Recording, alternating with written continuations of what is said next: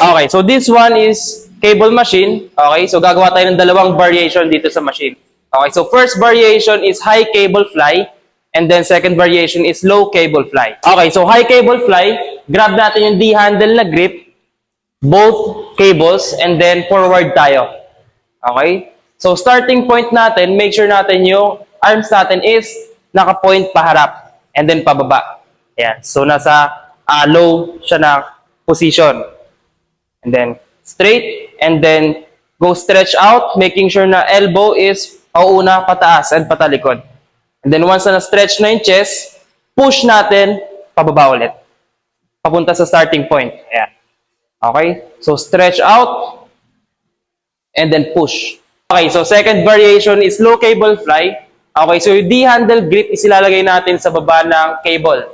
Okay? So execute natin yung workout. Kunin natin yung handle. Ayan, kunin natin both sa cable, and then forward ulit tayo. And then chest out, and then ang D-handle is pa likod. Ayan, chest out, lean forward, and then push natin pataas hanggang sa shoulder level. Okay? And then slow down. Yan. Papunta ulit sa starting point natin. Okay? So from starting point, push hanggang shoulder level, and then down. Ayan. Make sure nyo lang na once na pinush nyo na siya, is contract nyo yung chest nyo. Okay? Then down. Push. And then down.